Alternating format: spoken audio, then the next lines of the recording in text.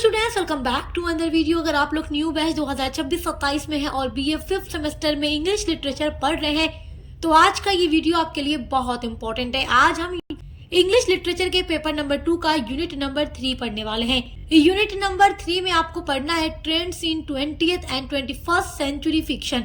और आज का ये जो वीडियो है यूनिट नंबर 3 के लिए पार्ट 3 है, यानी कि हमने पहले 2 वीडियो ऑलरेडी आपके लिए अपलोड कर दी है, पार्ट 1 एंड पार्ट 2। पार्ट 3 की वीडियो में हम mythological fiction, campus fiction, chick lit fiction and junk fiction को पढ़ने वाले हैं। और इसके पहले के सारे फिक्शन को हमने पार्ट 1 एंड पार्ट 2 की वीडियो में पूरा डिटेल में पढ़ लिया है। तो देखिए, जो आपका पेपर नंबर 1 है इंग्लिश लिटरेचर का, उस पर भी सारी क्लासेस अपलोड हो चुकी है, तो आप चैनल पर विजिट करके जरूर देखिएगा। हर एक सब्जेक्ट की classes success master point YouTube channel पे चल रही हैं। चलिए बिना देर की आज का वीडियो स्टार्ट करते हैं, क्योंकि ये आपके एग्जाम के पॉइंट ऑफ व्यू से बहुत ही इम्पोर्टेंट टॉपिक है और यहाँ से क्वेश्चंस जरूर आते हैं। तो सबसे पहले हम चिकलिट फिक्शन के बारे में जानेंगे कि चिकलिट फिक्शन क्या है, और ये एग्जाम में पूछता भी है। तो देखिए, the word chick lit is made of 2 American slang words, that is चिक एंड लिट। तो ये जो चिकलिट फिक्शन है, इसका जो नाम है चिकलिट, ये वर्ड जो है मेड ऑफ बना हुआ है 2 अमेरिका स्लैंग्स, यानी अमेरिका के 2 स्लैंग वर्ड से मिलकर बना है चिकलिट। पहला स्लैंग वर्ड है चिक और दूसरा वर्ड है लिट। स्लैंग का मतलब होता है, देखो, ऐसा कोई वर्ड जो आम बोलचाल की भाषा में यूज किया जाता हो, मतलब कि एक लैंग्वेज का वर्ड ना होकर, जैसे अलग अलग स्थानों की जो भाषा होती है, जैसे आप किसी को बोल देते हैं कि बड़ा गवार है, जैसे यहाँ पर मैं आपको एग्जाम्पल के लिए वर्ड बोलकर बता रही हूँ ताकि आप लोग समझ सके। तो ये जो वर्ड है एक फॉर्मल वर्ड नहीं है, ये अलग अलग इलाकों में जो अलग अलग डायलेक्ट्स होती हैं उनमें कुछ ऐसे वर्ड्स बोले जाते हैं। तो ऐसे ही 2 वर्ड से मिलकर ये चिकलिट फिक्शन का नाम रखा गया है, चिकलिट फिक्शन। द टर्म चिक मीन्स ए यंग वुमेन, और चिक मतलब होता है यंग वुमेन, यानी चिक का मतलब, ये जो चिक है ये अमेरिका का स्लैंग वर्ड है जिसका मतलब है यंग वुमेन, यानी जवान औरत या जवान महिला। The term lit is the short form of the word literature, और ये जो टर्म लिट है ये शॉर्ट फॉर्म है, छोटा रूप है द वर्ड लिटरेचर, यानी लिटरेचर का। तो लिटरेचर का ये छोटा रूप है। Hence, the chicklit fiction is a mode of literature about a young woman and her problems. Hence, अगर देखिए, द चिकलिट फिक्शन जो है ये एक ऐसा फिक्शन है, is a mode of literature, ये लिटरेचर का एक ऐसा मोड है, या आप कह सकते हैं कि चिकलिट फिक्शन एक ऐसा जेनरे है, एक ऐसा फिक्शन है अबाउट ए यंग वुमेन, एक जवान महिला के बारे में, एंड हर प्रॉब्लम्स, और उसकी समस्याओं के बारे में, उसकी परेशानियों के बारे में। यानी चिकलिट फिक्शन ऐसा फिक्शन होता है, ऐसा नॉवेल होता है जिसमें जवान औरतों की समस्याएं दिखाई जाती हैं, लिखी जाती हैं कि एक जो वुमेन होती है उसकी क्या क्या प्रॉब्लम्स हो सकती हैं, क्या क्या वो अपने लाइफ में फेस करती है, हर तरीके की प्रॉब्लम्स। और देखो, जो भी बच्चे, स्पेशली जो लड़कियां हैं, वो अपने एज में ये जान रही होंगी कि हमारी बचपन में एक लड़की को लेकर के क्या प्रॉब्लम्स हो सकती है, जवानी में क्या होती है, बुढ़ापे में क्या हो सकती है।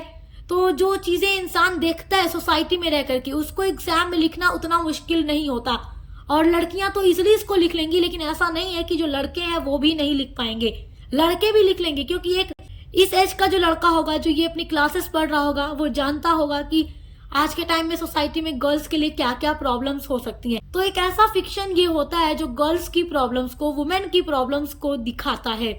और यहाँ पर मैं एक बात और कहना चाहती हूँ कि कुछ चैनल वाले हैं जो हमारे इंग्लिश लिटरेचर के नोट्स को कॉपी करके वीडियोस बनाते हैं। तो देखिए, मैं उनसे ये कहूंगी कि वो ऐसा काम न करें, अपना खुद का नोट्स बना करके पढ़ाएं तो बेहतर है। किसी का नोट्स कॉपी करके पढ़ाने का क्या मतलब है। तो देखिए, ये जो नोट्स हम बनाते हैं बड़ी मेहनत से अपने स्टूडेंट्स के लिए बनाते हैं, इजी तरीके से, ताकि उनको पढ़ने में आसानी हो सके। तो इसका हरगिज मतलब ये नहीं है कि चैनल वाले भी इसको कॉपी करके खुद पढ़ा डालें। खुद का नोट्स बनाकर पढ़ाइए तो बेहतर है, किसी का नोट कॉपी मत कीजिए।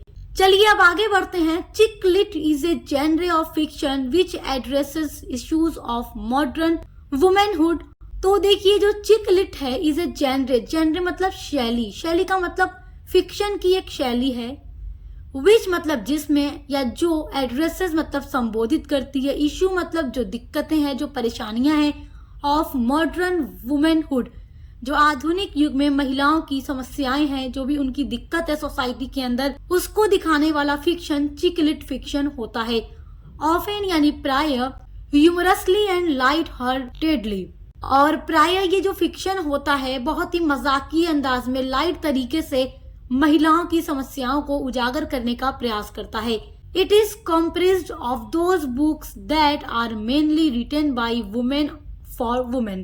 It is comprised मतलब इसमें शामिल हैं of those books, वह किताबें that की are mainly written, जो खास तौर पर लिखी गई हैं by women for women, और इन किताबों में खास करके वो किताबें शामिल हैं जो एक महिला के द्वारा एक महिला के लिए ही लिखा गया है। यानी बहुत सारी महिलाएं राइटर हैं, लेखक हैं, जो फेमिनिस्ट राइटर हैं, वो महिलाओं के बारे में ही लिखती हैं। फेमिनिस्ट राइटर का मतलब ही है ऐसी राइटर जो एक महिला के बारे में लिखती हो, महिलाओं की समस्याओं के बारे में लिखती हो कि समाज में उसे आगे बढ़ने के लिए किन किन प्रॉब्लम्स को फेस करना पड़ता है, कैसे कैसे लोगों का सामना करके आगे बढ़ना पड़ता है। तो चिक-लिट फिक्शन में वो किताबें खास तौर पर देखी जाती हैं जो एक महिला के द्वारा एक महिला के लिए ही लिखी जाती है। यहाँ पर कुछ एग्जाम्पल्स भी मैंने नोट किए हैं, जैसे कि the Rosie project by Graeme Simsion, and second example है अटैचमेंट बाय रेनबो रॉवेल। तो ये कुछ चिक-लिट फिक्शन का ही नाम है। आप एग्जाम में एग्जाम्पल्स लिखेंगे तो आपको मार्क्स काफी अच्छे मिलेंगे। फिक्शन का अगला टाइप देखिए, जंक फिक्शन।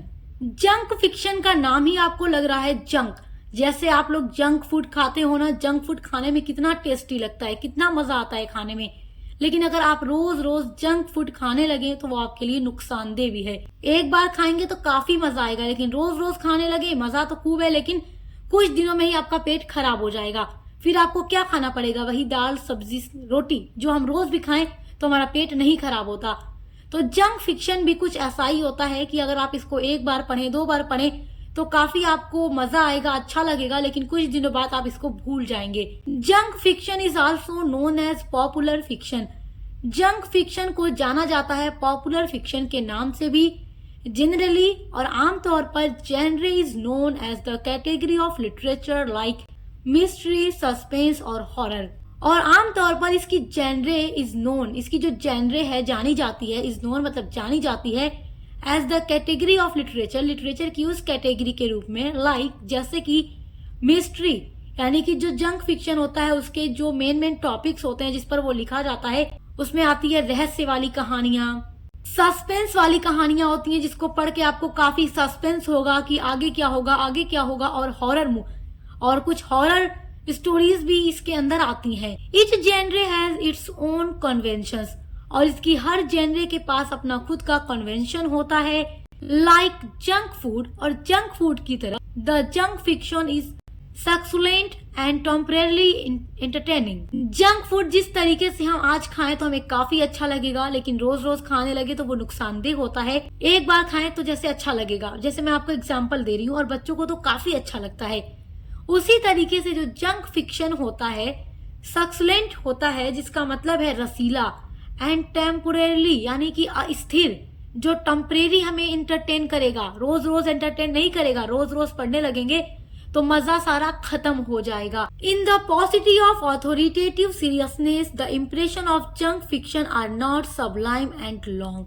पॉसिटी मतलब होता है कमी, इन द पॉसिटी यानी कमी में, ऑफ ऑथोरिटेटिव मतलब आधिकारिक, सीरियसनेस मतलब गंभीरता। तो आधिकारिक गंभीरता की कमी की वजह से द इम्प्रेशन यानी जो प्रभाव है ऑफ जंक फिक्शन का जो प्रभाव है, are not sublime and long, यानी ज्यादा टाइम के लिए अच्छा, बेस्ट और लंबा नहीं होता। यानी आप जंक फिक्शन को एक बार पढ़ें, दो बार पढ़ें, तीन बार पढ़ें, आपको काफी मजा आएगा, लेकिन रोज रोज पढ़ने लगे तो ये आपको एंटरटेन नहीं करेगा और आपको मजा नहीं आएगा। और अगर हम जंक फिक्शन को रोज रोज पढ़ने लगे तो वो हमें उतना मजा नहीं देगा जितना पहली दूसरी बार पढ़ने में दे रहा था, यानी इसका मजा ज्यादा टाइम तक नहीं होता। इसका कुछ एग्जाम्पल्स भी मैंने नोट किया है, एग्जाम में लिखेंगे तो काफी अच्छा नंबर मिलेगा आपको। पहला एग्जाम्पल है flowers in the attic by Andrews. तो फ्लावर्स इन द एटिक ये फिक्शन का नाम है जिसको लिखा है एंड्रयूज ने, और ये 1979 में लिखा गया। उसके अलावा है द एक्सोर्सिस्ट बाय विलियम पीटर ब्लैटी, जो 1971 में पब्लिश्ड हुआ था। तो ये जंक फिक्शन के कुछ बेस्ट एग्जाम्पल हैं। आपका जो अगला फिक्शन दिया गया है आपकी यूनिट नंबर 3 के अंदर वो है कैंपस फिक्शन। तो आइए इसके बारे में जानते हैं।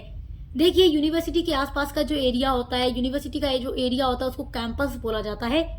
और ये कैंपस फिक्शन ऐसा ही फिक्शन होता है जो यूनिवर्सिटी के कैंपस में सेट किया गया हो, यानी इसकी सेटिंग ही होती है यूनिवर्सिटी का कैंपस। एक campus novel also known as an academic novel whose main action is set in and around the campus of a university। तो जो कैंपस नॉवेल होता है also known as an academic novel, जो कि academic novel के नाम से भी जाना जाता है। whose main action, जिसमें कि जो मेन एक्शन होते हैं, जो कुछ भी काम होता है उस नॉवेल के अंदर, is set in and around the campus of university, जो यूनिवर्सिटी के कैंपस के ही इर्द गिर्द या उसके आसपास के एरिया में या यूनिवर्सिटी के कैंपस में ही सेट किया जाता है। जैसे कि यूनिवर्सिटी का कैंपस हो सकता है, लाइब्रेरी हो सकती है, कार्यालय यानी जो ऑफिस का एरिया हो सकता है, क्लासरूम हो सकता है, ये सारी चीजें इसमें हो सकती हैं उसकी सेटिंग के रूप में। यानी कि यूनिवर्सिटी का कैंपस ही इसका मेन सेटिंग होता है और इस नॉवेल के अंदर जितनी भी चीजें होती हैं वो यूनिवर्सिटी के कैंपस के अंदर ही होती हैं। एनी स्टोरी सेट इन ए यूनिवर्सिटी और कॉलेज इन्वायरमेंट, और कोई भी कहानी जब सेट की जाती है यूनिवर्सिटी और कॉलेज के इन्वायरमेंट में, यानी कि उसके कैंपस में, या उसका जो पूरा सेटिंग होता है कॉलेज या यूनिवर्सिटी के आसपास का होता है, उसके अंदर का होता है, उसके कैंपस का होता है, स्टूडेंट्स की लाइफ दिखाई जाती है, टीचर्स दिखाए जाते हैं, ऐसा कुछ भी सेटिंग होता है। Exploring themes related to higher education, student life and academic culture. और जो कैंपस फिक्शन होता है उसकी जो थीम होती है उसमें क्या होता है, चाहे तो उसमें हायर एजुकेशन की थीम हो सकती है क्योंकि एक कैंपस फिक्शन है, यूनिवर्सिटी और कॉलेज का कैंपस, उसी का एनवायरनमेंट इसका मेन थीम होगा। स्टूडेंट लाइफ दिखाई जाती है या फिर एकेडमिक कल्चर को दिखाया जाता है कि जो यूनिवर्सिटी कॉलेज के अंदर की चीजें होती हैं वो कैसी होती हैं, उसके बारे में कोई नॉवेल है, कोई फिक्शन है जो एक किसी भी स्टूडेंट की लाइफ को दिखा रहा है, हायर एजुकेशन के बारे में दिखा रहा है, एकेडमिक कल्चर को दिखा रहा है। तो ये सारी चीजें ही कैंपस फिक्शन का मेन थीम होता है जो एक यूनिवर्सिटी और कॉलेज के कैंपस में ही पूरा सेट करके लिखा जाता है। यहाँ पर मैंने कुछ कैंपस फिक्शन के एग्जाम्पल्स को भी नोट किया है जो आप अगर एग्जाम में लिखेंगे तो आपको काफी अच्छे मार्क्स मिलेंगे। फर्स्ट एग्जाम्पल आपका है, the first campus novel was written by Mary McCarthy. और देखिए नॉवेल का नाम क्या है, the groves of academe, which is published in 1952, जो कि पब्लिश्ड हुआ था 1952 में। नॉवेल का नाम क्या है, द ग्रोव्स ऑफ एकेडमी। और देखिए ये फर्स्ट कैंपस नॉवेल माना जाता है और इसी के साथ कैंपस फिक्शन की शुरुआत हुई। उसके अलावा नेक्स्ट जो आपका एग्जाम्पल है वो है Lucky Jim by Kingsley Amis. Lucky Jim भी एक बहुत ही फेमस कैंपस फिक्शन है जिसको लिखा है किंग्सले एमिस ने। is a classic example of campus novel and one of the best in English literature, published in 1954, जो कि पब्लिश्ड हुआ था 1954 में। और ये बहुत ही फेमस इंग्लिश लिटरेचर का एक बहुत ही अच्छा कैंपस नॉवेल है।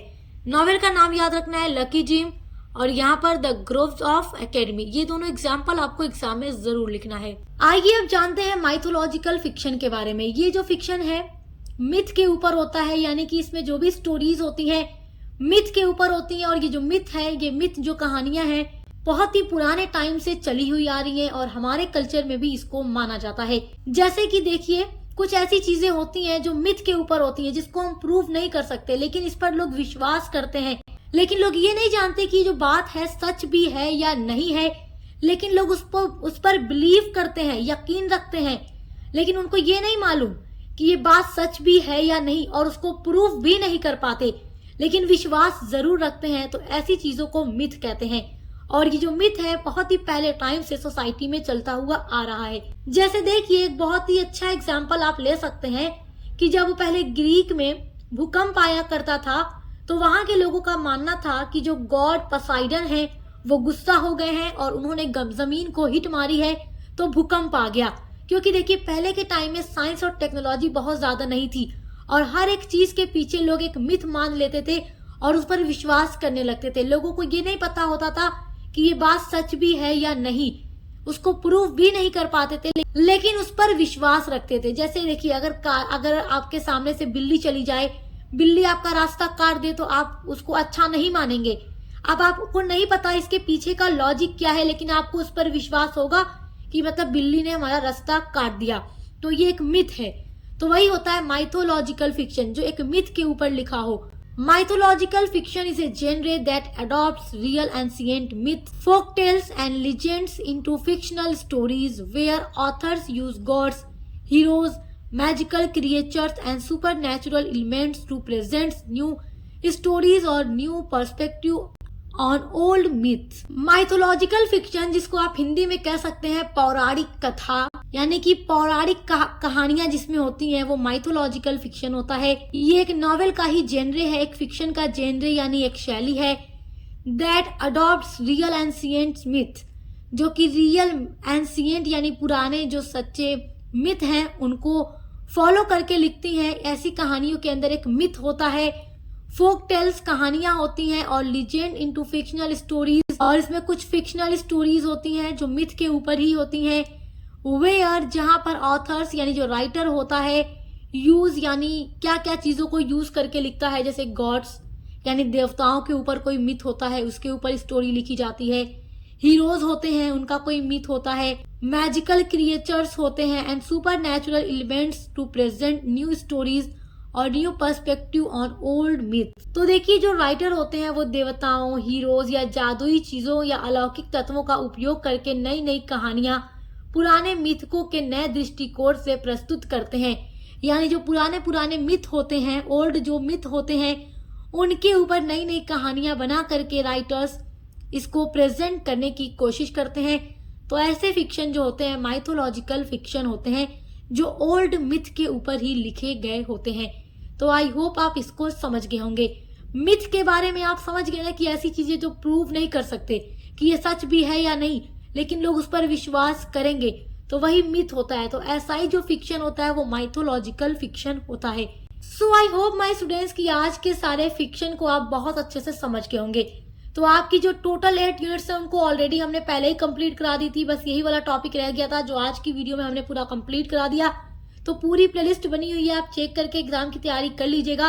और जब आप लोग 6 सेमेस्टर में जाएंगे तो हमने 6 सेमेस्टर के इंग्लिश लिटरेचर के पेपर 1 एंड पेपर 2 की भी पूरी क्लासेस स्टार्ट कर दी है न्यू सिलेबस के अकॉर्डिंग। आप चाहे किसी भी यूनिवर्सिटी से पढ़ाई करते हैं, हमने पूरी क्लासेस स्टार्ट की हैं, तो आप देखकर अच्छे से पढ़ाई करते रहिए कंटिन्यू। अब मिलते हैं अगली वीडियो के साथ।